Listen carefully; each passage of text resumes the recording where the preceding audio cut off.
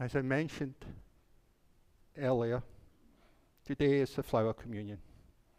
And this is one of our favourite, uniquely Unitarian rituals. And as Liz mentioned, paraphrasing the words of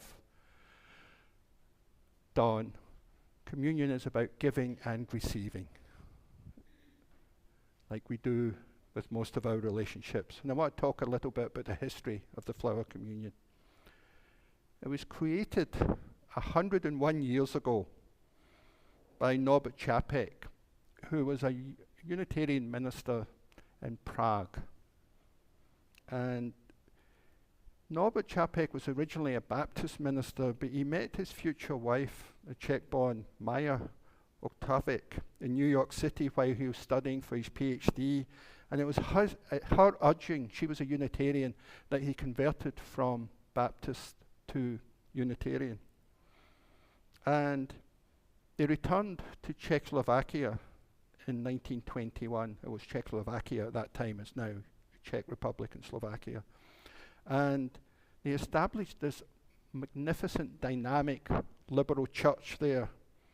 And Maya, his wife, was ordained there in 1926. By 1941, it had 3,200 members, the largest Unitarian church in the world. When the Čapeks first started the church, Norbert felt he needed a ritual, a symbol that would bind people closely together. And for Norbert Čapek's Prague church, the format had to be one that wouldn't alienate a lot of people that had left other religious traditions. And the traditional Christian communion service with bread and wine, he didn't feel would be acceptable to many of the former Catholics in his congregation.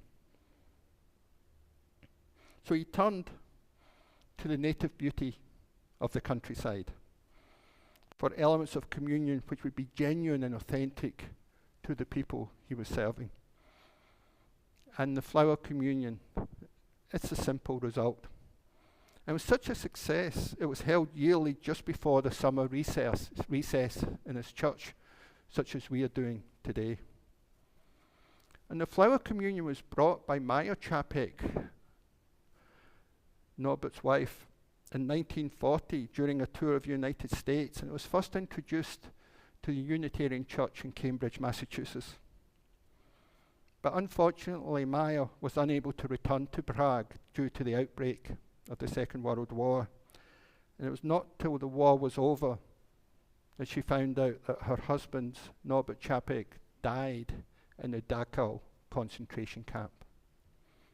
He had been responsible for sheltering Jews and other people from the Nazi regime, and throughout his time there resisted as best he could. So let us take a moment in silence to honor the resistance and compassion of Norbert Čapek and all who resisted the evil oppression of the Nazi regime 80 years ago.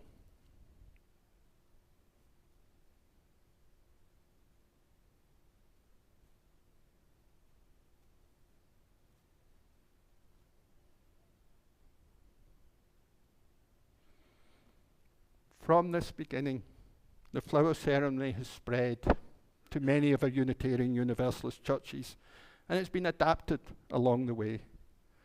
You were asked to bring a flower of your choice, either from the gardens, fields, roadsides, your neighbour's garden perhaps, or maybe even your favourite grocery store. I hope you asked your neighbours. The flower you brought symbolises what each of us brings to this religious community, and how we come here from our own free will and bring our full selves to this community. The flower you will receive later symbolises the gifts each of us receives from one another. This symbolizes the grace, the gifts of grace we receive regularly from one another and what we give to each other. We will now begin the flower ceremony by the giving of flowers. For those of you online, and if you're willing and able, please turn your video cameras on. And as you do so, take time to look at the people's faces by going into gallery view on Zoom and scrolling through the different screens if there's more than one. And for those of you present in the sanctuary, look around and make eye contact at who's with you. Maybe you're sitting in your usual place, maybe this is your first time here, but make eye contact and connection, because communion is about connection.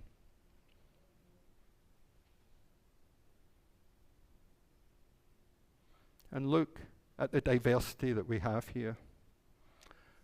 Now I invite each of you to examine the flower you brought. Look what we created.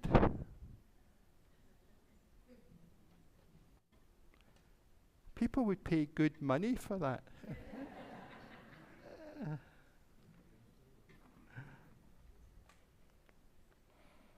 So have the look at the beauty and have a look at the people who created it.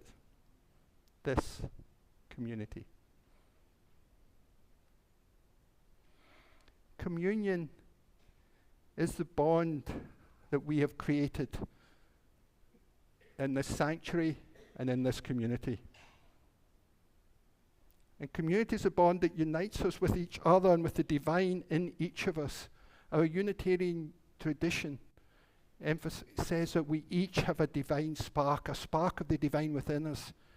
And when we connect heart to heart, we are connecting from the divine within us to the divine of another person. And in Indian or Hindu tradition, they always say namaste in greeting. And namaste means that the divine in me sees the divine in you. But communion is an act of radical interdependence. The significance of the flower communion is that no two flowers are alike, no two people are alike. And we could all bring the same flowers again. We would never create this display. And as you'll notice later, this display is temporary. You will be coming forward later to select another flower. But when you select it, that's not for you. That's to give to someone else. So you bring a flower, you choose a flower, and you receive a flower from someone else. That is radical interdependence.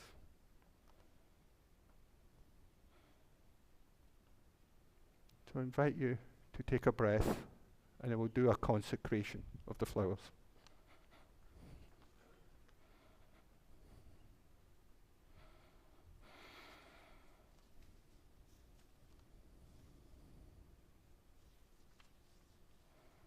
Consecration is another word for blessing.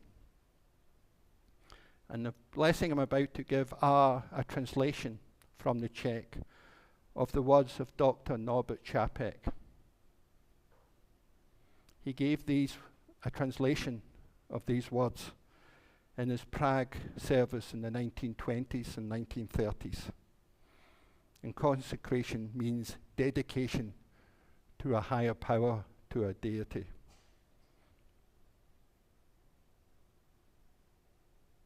Infinite Spirit of life, we ask thy blessings on these thy messengers of fellowship and love.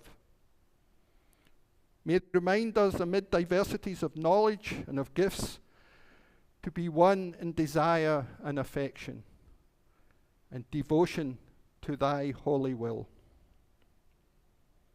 May they also remind us of the value of comradeship, of doing and sharing alike. May we cherish friendship.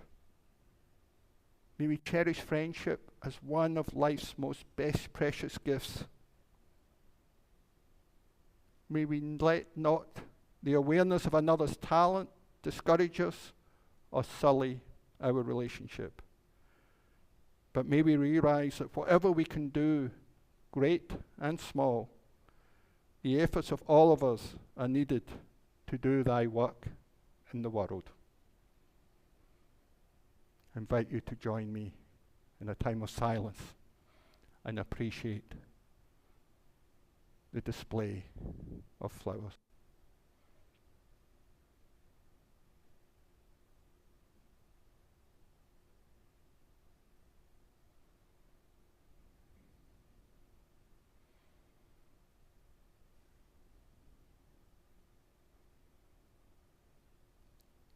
Blessed be, and amen.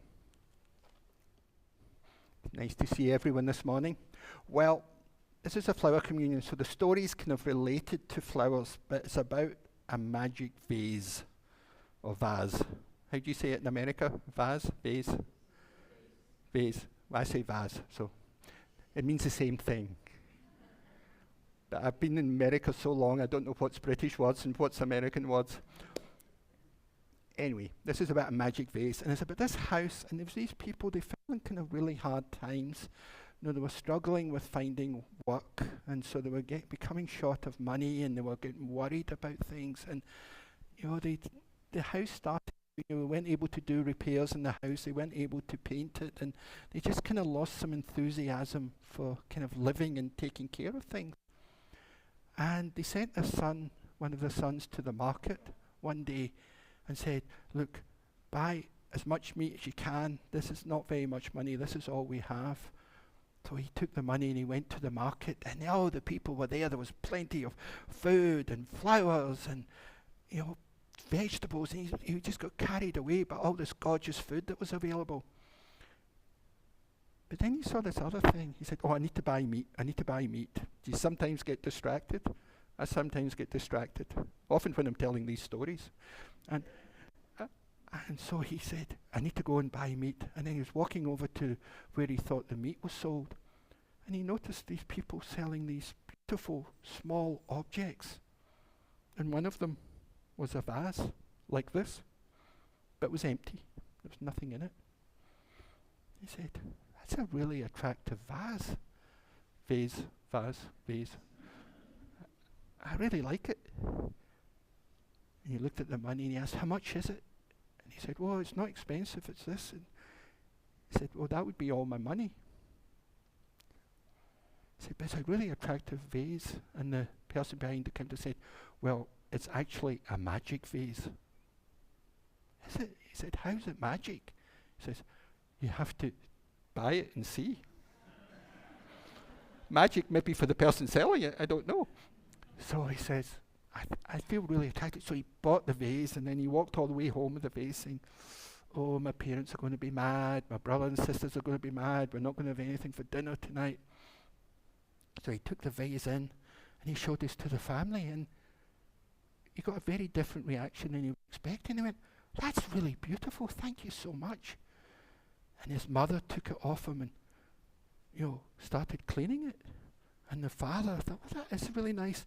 So he cleaned the table that they were going to put it on, and he laid a mat out for it, and he placed it on the table by the window.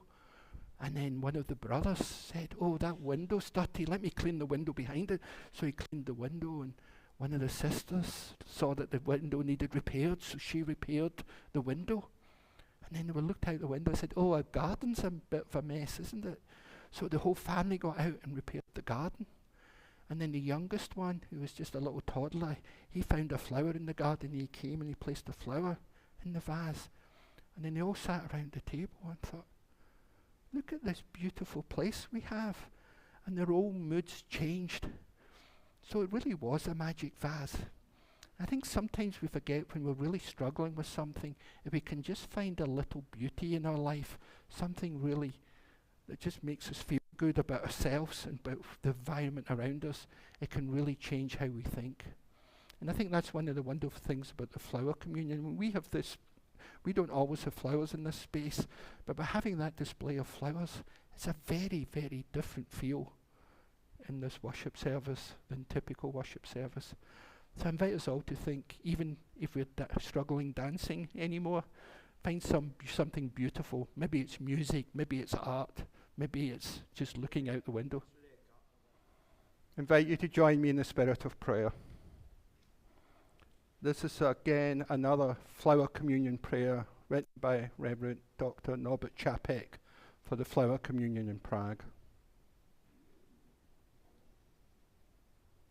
In the name of providence, which implants in the seed the future of the tree and in the hearts of people the longing for people living in love. In the name of the highest in whom we move and who makes the mother and father, the brother and sister, what they are. In the name of the sages of the great religious tradition, who sacrificed their lives to hasten the coming of peace and justice, let us renew our resolution, sincerely to be real brothers and sisters, regardless of any kind of bar which may estrange us from one another. In this holy resolution, may we be strengthened knowing that we are God's family, that one Spirit, that the Spirit of love unites us, and may we endeavor for a more perfect and more joyful life. Blessed be, and amen. I'd like to now invite you to come forward, starting with those of you at the back. If you come down the side aisles and select a flower, and then when you meet in the middle, exchange that flower with the person coming down the opposite aisle.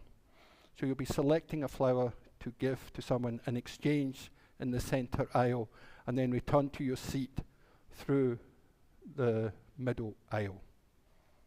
Clear as mud?